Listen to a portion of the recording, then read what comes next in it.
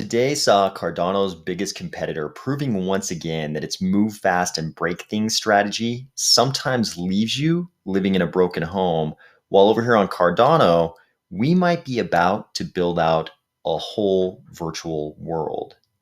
Ready? Let's go.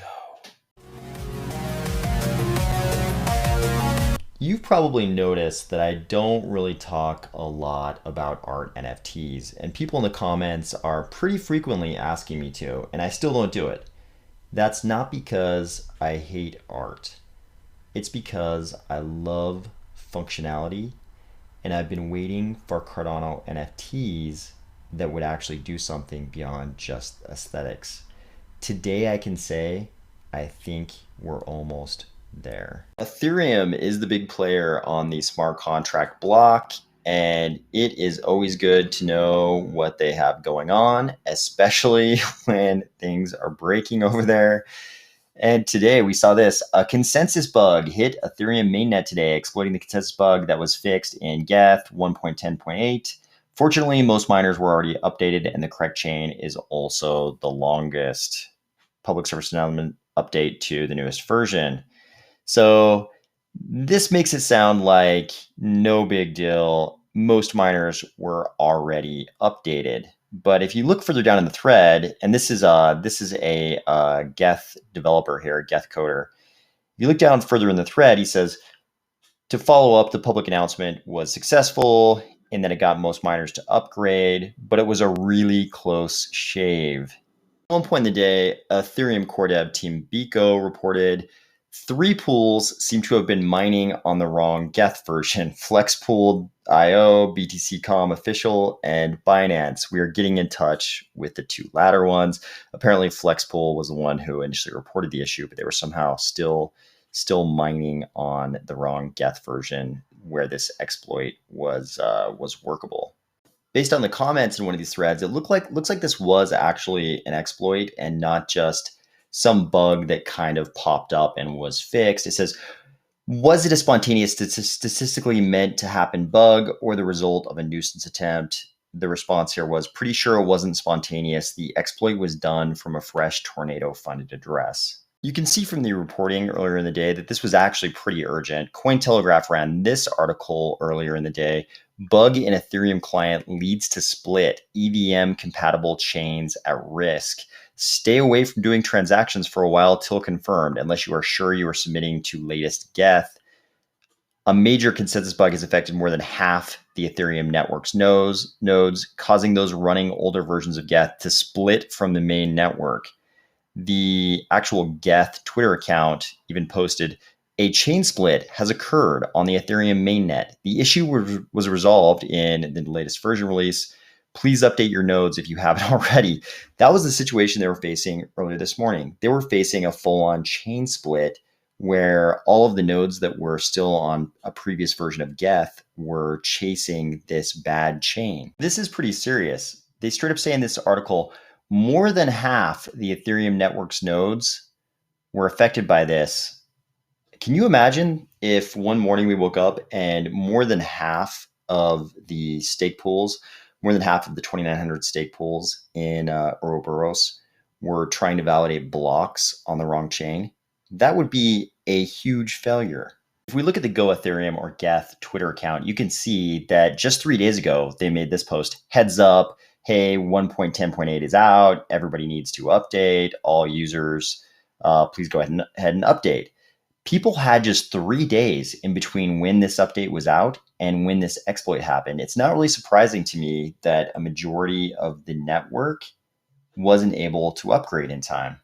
Again, this post makes it clear that they actually were able to get most miners to upgrade in time. So the canon chain became longer than the bad chain. But he did say it was a really close shave. What happens next time when they aren't able to get enough miners to upgrade in time? If that gives you the mental image of a bunch of Ethereum developers running around trying to plug holes in a sinking ship, it's a completely different story over here in IOHK. Charles let us know today they had the go, no go meeting. That was the one where they basically decide to set off the chain of events that lead to the Alonzo hard fork combinator event happening on the 12th, as opposed to the 17th because we have 5-day epics. So it's either going to be the 12th or the 17th. Today they had that meeting and it was a go. Green lights. So the Alonzo Hardfork Combinator event is going forward on the 12th. Here's IOHK letting us know they've submitted the upgrade proposal for the testnet. So the testnet will be forked, and that'll be the final dress rehearsal for the mainnet fork on the 12th. And it looks like this testnet fork is going to happen on the 1st. To me, the mental image here would be like Charles and all the IOHK developers just kind of like strolling through some high alpine meadow with like birds chirping and like marmots running out from rocks, and it's just like a beautiful sunny day. Everything's cool and chill. And personally, that's how I want the developers in the project I'm interested in to be behaving and acting. I want it to be like this. Not the scurrying around trying to plug holes before the bad chain becomes the longest chain and there's no way to go back. But Cardano doesn't just do a great job of building out the rails, the infrastructure. I am utterly convinced that the Cardano ecosystem is going to build out some awesome functional projects as well. Many of you will remember this extremely enigmatic tweet from July 28 from an account called Cardano City. This thing popped up and it just said #Cardano in the post. This image is obviously of a two-pen Charlie wearing some kind of Cyberpunk 2077 style headset. It says Cardano City. We saw this and nobody knew. Nobody seemed to know. Anybody who was talking at least seemed to know what this was. I automatically assumed this was just going to be a really cool NFT project. The artwork is obviously super high level. This is the coolest picture of Charles ever created. This is the Charles. This is the Charles that I think this image of Charles kind of sums up his character. You could tell this Charles is really, really going after ETH. And I think that's what the real world Charles is doing as well. Don't get me wrong. I like friendly and pleasant looking Charles with a hawk on his shoulder wearing nomadic clothes also. That's a great image of Charles. But I feel like when I think about what this dude has actually done in this smart contract cryptocurrency space, this image more to me sums up what's actually happened. Put out some other images like this one, which obviously got a lot of attention. And I saw these and honestly, I thought, okay, this is really cool artwork. This is some of my favorite artwork that I've seen in Cardano. But I think this is just a regular art NFT project. We're probably going to get a bunch of card style NFTs and they might even have names. I think this one had a name, Mika or something like that. But I was like, this is going to be a regular art NFT project. Cool, very cool art. But again, I'm into functionality. I don't think I care that much about this. But that was only because I missed something. I missed this video they posted on August 6th, phase 1 booting ... Then they have this video where they go through a bunch of very cyberpunk-esque images and video. And among the video, there's this little scene where you've got a character inside what looks like, maybe like a condo or something, like a very futuristic cyberpunk condo. And you see furniture and stuff being moved around. This reminded me of something. Later on in the video, I realized exactly what it was this reminded me of. For a second, I saw the word Metaverse flash across the screen. Maybe Metaverse, it was sort of one of those deals where the letters are changing and it's starting to spell a Metaverse, but maybe it gets there, maybe it doesn't. And then this little freeze frame comes into the video for, not very long, just a couple seconds. And it says NFT phase 1 NFT drop, initial plot distribution. Initial plot distribution. 1 NFT equals 1 plot. And suddenly I realized with that moving furniture around as if you're building a condo for these little avatars. I saw plot distribution and I realized this looks exactly like a Decentraland for Cardano, but cyberpunk. In the last week, believe it or not, I have been in 3 different meetings in Decentraland. I have been in one social kind of meetup thing with people I know in the real world, but a social meetup in Decentraland. And then I was in 2 legit actual business meetings in Decentraland just this week. So when I saw this, I was like, man, Decentraland is one of the most interesting things in the Ethereum ecosystem. If you think about things in terms of the potential they could one day have, don't worry, we're not going to have that trite discussion about the metaverse and, the same things that Zuckerberg is talking to the press about right now. We're not going to do that here. You guys already know what that is. But there are a few things in Ethereum that I think it was obvious were always going to be built out in Cardano as well, and probably better given that our network's not broken by fees. Two of those things are a blockchain based domain service, kind of like Unstoppable Domains or Ethereum naming service. On Twitter, when you see everybody, then they have these like .eth extension names, whatever, Jake.eth. Those are blockchain-based domain services. It was obvious someone eventually was going to build one of those out in Cardano. The other one was a Decentraland for Cardano. I I didn't know it would happen this soon, and I'm not sure exactly if that's what this is. But I mean, they're selling out plots. What I'm imagining is that when they launch, we end up with a website that has a map of their Cardano City world, I guess city, of their Cardano City, and there are going to be various plots you can buy, and those will each be an NFT. Here it says one NFT equals one plot. You buy those, and then the developers take, this is my guess, I don't know if this is going to happen, but this is my guess. Then the developers take that money from selling all these NFTs, and they use that money to actually build out this Cardano City. And then one day they launch, and all of a sudden we can go in there, and everybody who bought an NFT will have their little plot, and you can start, I'm sure, building things on these plots. And if it's like Decentraland, you can buy NFTs that correspond to clothes and NFTs that correspond to usernames and all those kinds of things. It seems like that's the pattern that Decentraland followed.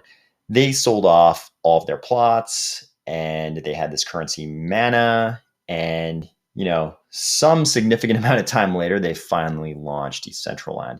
And now Decentraland even has like full audio. For a while, you could just use the text chat function. You can even talk to other characters in Decentraland. Today, you can go in there and you just hit the T button, and you can actually talk to anybody you run into, which is a pretty immersive experience. Fortunately for Decentraland, they were built on Ethereum, and all those NFT items in Decentraland are Ethereum tokens. So if you try to transact in those, you end up paying the incredibly high Ethereum gas fees, which kind of breaks the user experience like everything else in Ethereum. This is all just my speculation. We still don't know really what this project's going to be, but it looks like it might be what I've been waiting for, a Cardano NFT project that goes beyond just pure aesthetics and actually does something functional. And if it's a real open world like Decentraland, but it's cyberpunk themed and it runs on Cardano, so the user experience isn't broken by crazy gas fees, this could be something with a tremendous amount of potential. Today, they released this post that says drop in 48 hours. I'm assuming that's going to be this plot distribution for what I'm hoping is a Decentraland like open world that looks as beautiful as some of these images. But let's be clear here. This is another one of those projects where you're taking your ADA, and if you're ADA greedy like me, that's super painful to take your ADA and turn it into something else. This is one of those situations like we've talked about before. Your ADA is not unlike a happy little lobster crawling around on the ocean floor, doing fun lobster stuff, maybe eating shrimp. I don't know what fun lobster things they do all day, but down there doing fun lobster things. And then you see this thing. It looks like a cave. It looks like a nice warm cave. You can go in there and it's all going to be good. You'll be happy you went in there. It's like a warm little lobster cave. You can go in there and take a little nap, hang out, come back out later and eat some more shrimp, play fun lobster games. And sometimes that's what happens. You go in the cave and eventually you can come back out and you're happy you went in there. But sometimes you go in the cave and all of a sudden the cave starts rising in the water column. And you notice the cave isn't a cave, but it's like this wire mesh box, and there's a rope attached to it, and there's some fishermen pulling it out of the ocean. They're harvesting that lobster. It's going to go into a hold on their boat, and you're never going to see that little Ada lobster again. So anytime you take your Ada and you turn it into something else, it could be either one of those two scenarios. It could be the nice warm lobster cave. You go in, you go out, it's all good. You're happy you did it. Or it could be the lobster trap. We don't know. And I mean, I'm guessing what this is going to be. It's going to be one of those deals where everybody comes in and buys a whole bunch of these NFTs in the form of plots in some kind of a virtual city called Cardano City, I'm guessing. And then if it's anything like Decentraland, they take the money from all those NFT purchases and they build. And it could be years. They could be building for years. And what comes out on the other side, you don't know. You're kind of just trusting and hoping that what you get on the other side was worth what you put into it initially. So with all these things, you got to remember, anytime you're taking your ADA and turning it into something else, it could be a nice warm lobster cave where you can go in and your ADA can go in and take a nice little nap and you're going to like what happens on the other side. Or it could be the lobster trap. You don't really know. But having said all that, man, this art looks cool. This looks so cool. And I hope it turns into this awesome open world, just like Decentraland, except not broken by crazy gas fees. Whatever the case is, I think we're going to find out in about 2 days. Talk to you tomorrow.